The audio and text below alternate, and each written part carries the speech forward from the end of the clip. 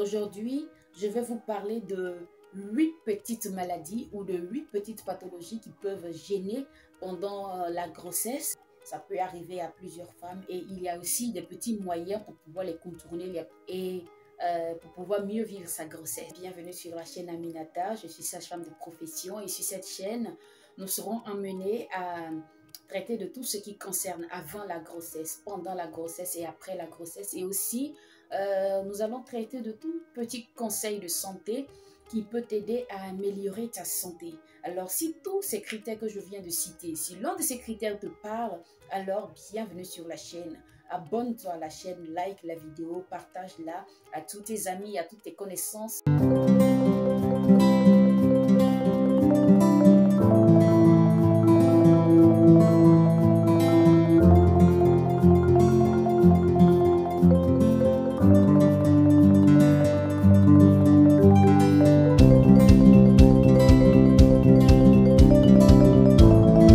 Alors aujourd'hui, je vais vous décortiquer certaines petites maladies qui peuvent souvent entraver, gêner le déroulé de la grossesse. Et il y a aussi des petits moyens pour pouvoir les contourner, il y a des petits moyens pour pouvoir les traiter, pour pouvoir mieux se sentir et pour pouvoir mieux vivre sa grossesse. Alors, quelles sont ces 8 petites choses? Première chose, nous avons les nausées et les vomissements.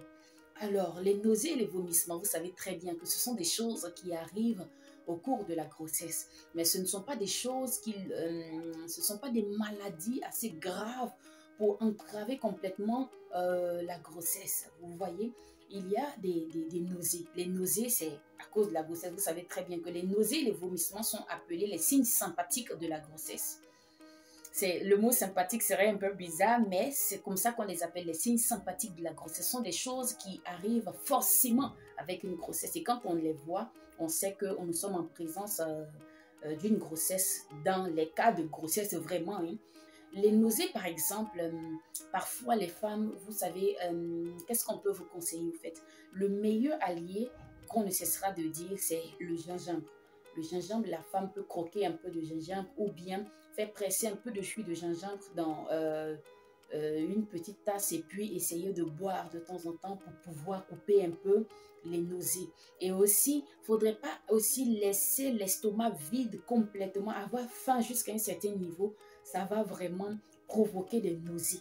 Alors donc, vous devez suivre ces petits conseils-là pour pouvoir mieux vivre votre grossesse.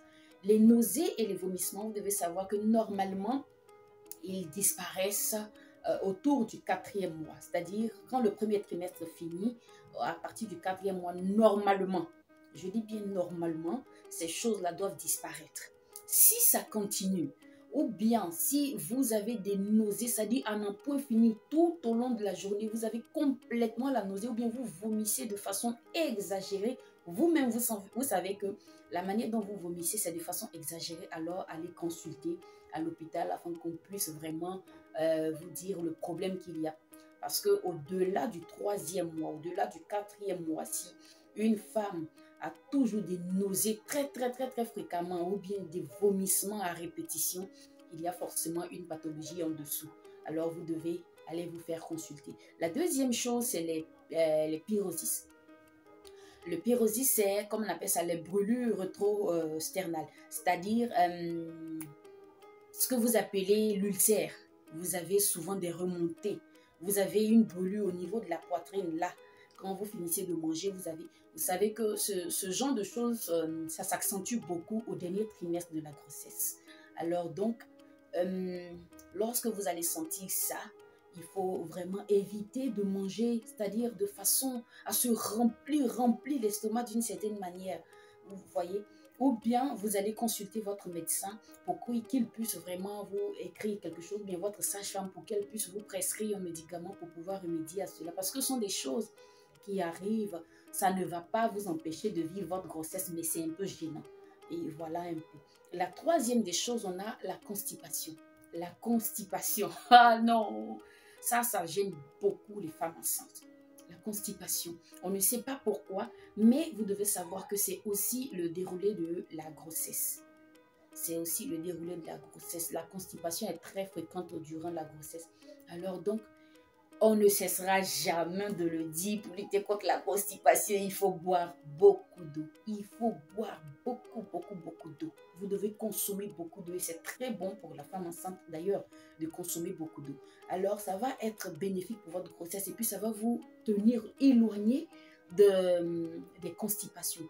Il faut manger assez de fruits et je ne sais pas pour vous, mais il y a de petites choses que quand on a l'impression que lorsqu'on mange, ça nous fait aller à la selle très rapidement. Il y a des personnes, c'est l'avocat, il y a des personnes, c'est du lait. Moi, par exemple, c'est du lait chaud le soir avant de dormir et ça me fait... Donc, du coup, chacun doit avoir, chaque femme enceinte doit avoir son petit truc à elle qu'elle utilise pour pouvoir remédier à ce genre de truc, à cette constipation. Si malgré toutes ces petites choses, la constipation ne s'améliore pas, vous allez consulter pour qu'on puisse vous prescrire des médicaments. Il y a des médicaments faits pour cela, pour pouvoir vous aider à vraiment traiter votre constipation. Il y a la quatrième chose, on a les troubles urinaires. Les troubles urinaires, vous devez savoir qu'une femme enceinte, elle urine beaucoup. Oui, elle urine beaucoup. Mais une femme enceinte qui urine près de, c'est-à-dire à partir de 3 fois par nuit, c'est-à-dire la nuit, lorsque tu dors, tu te réveilles, si tu urines à plus de 3 fois par nuit, tu souffres d'une infection urinaire. Oh oui, au cours de la grossesse, oui. Donc, du coup, tu dois te faire consulter afin qu'on puisse te prescrire quelque chose pour que tu puisses vraiment bien vivre ta grossesse. Parce que toutes ces choses que je suis en train de vous apprendre, c'est pour pouvoir mieux vivre sa grossesse. C'est pour pouvoir mieux se détendre avec sa grossesse. Ne pas se dire que la grossesse, c'est un fardeau pour moi avec toutes ces choses qui m'arrivent. Voilà.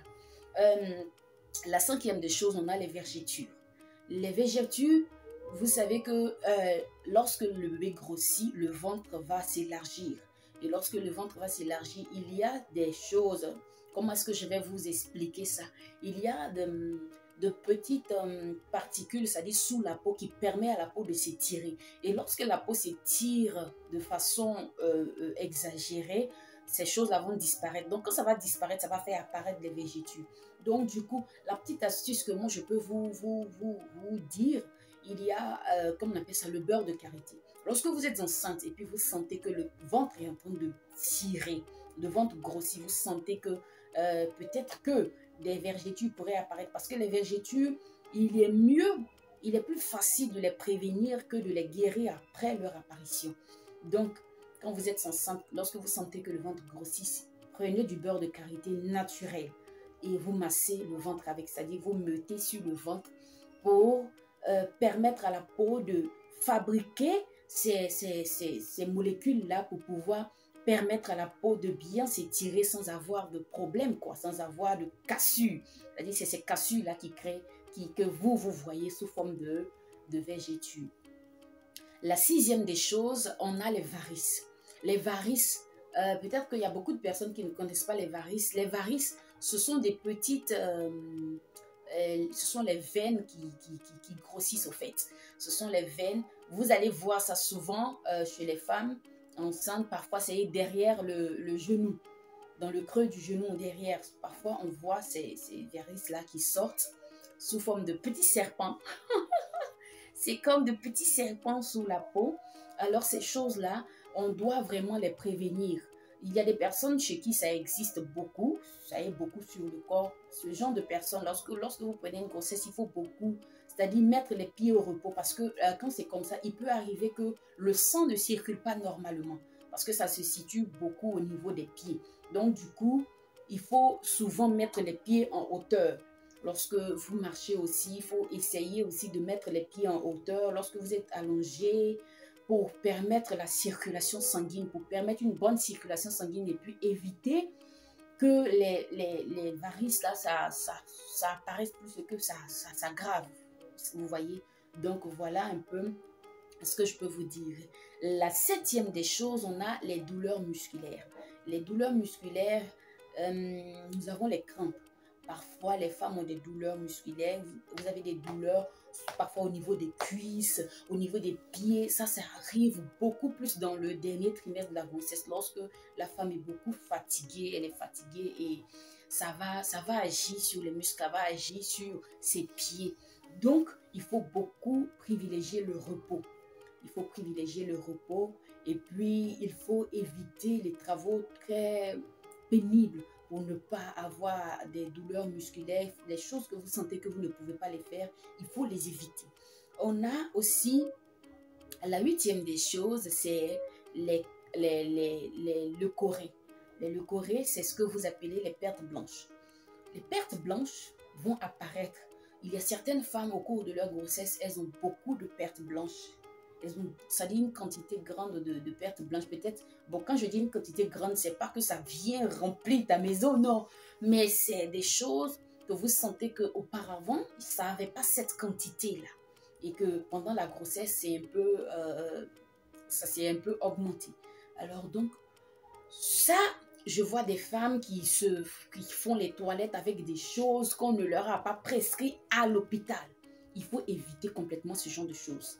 Si ça ne vous gratte pas, ça ne vous démange pas, comme vous le dites, bon, si ça ne vous démange pas de 1, et de 2, si ça n'a pas changé de couleur, vous n'avez pas l'impression que ça a changé de couleur par rapport aux autres jours, si ça n'a pas changé de texture, si ça n'a pas changé d'odeur, vous n'avez pas à les traiter.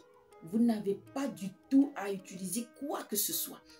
Alors donc, voici les petites maladies sur lesquelles je voulais vous instruire concernant la grossesse. Toutes ces choses-là apparaissent au cours de la grossesse. Ce n'est pas pour autant qu'on va jeter l'éponge pour dire « moi, je ne prends plus de grossesse ». C'est vrai que parfois, ce genre de choses, c'est très pénible pour certaines femmes. C'est très pénible et c'est très fréquent. C'est très accentué plutôt. C'est très accentué. Ça gêne beaucoup. Mais suivez beaucoup les conseils que je vous ai donnés au cours de cette vidéo et essayez de les mettre en pratique lorsque vous êtes face à ce genre de choses. Ça va beaucoup vous aider.